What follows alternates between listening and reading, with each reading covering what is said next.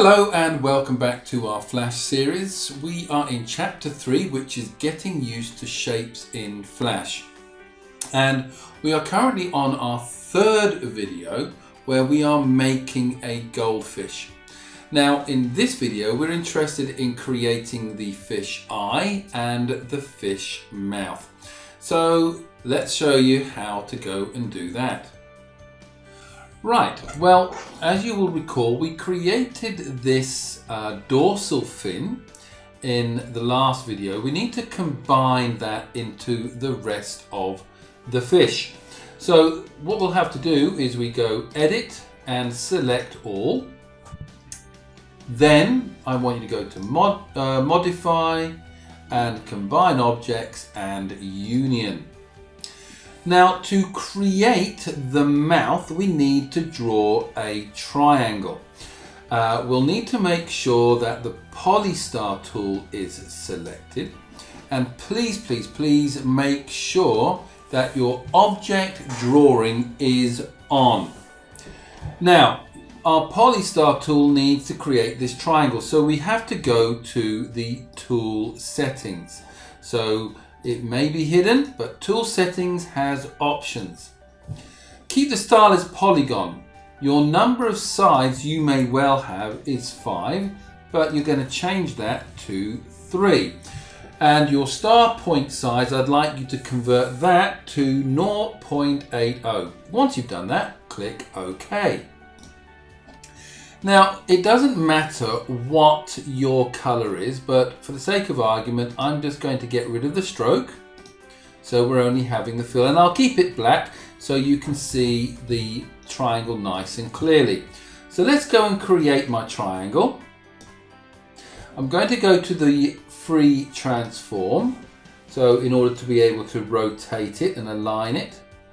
And then I'm going to move that triangle over the fish, and however big a mouth you want is how far you move your triangle in.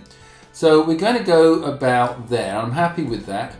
Selection, and we have that. Now the next thing that I need to do is to punch this shape through the fish.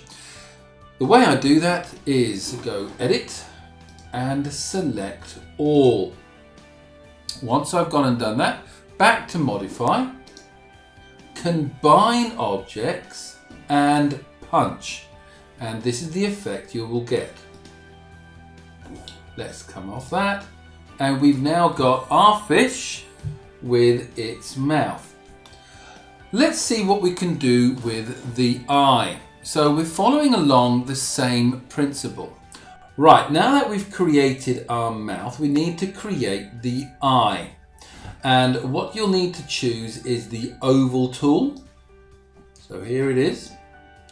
Make sure that your object drawing is on again. I've taken the stroke off and I've kept the fill as black.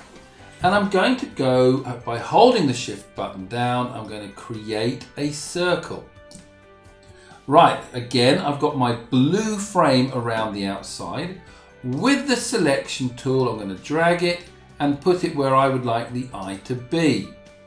Right, I'm going to do the same again. I'm going to create a hole in the fish by punching through using this shape here.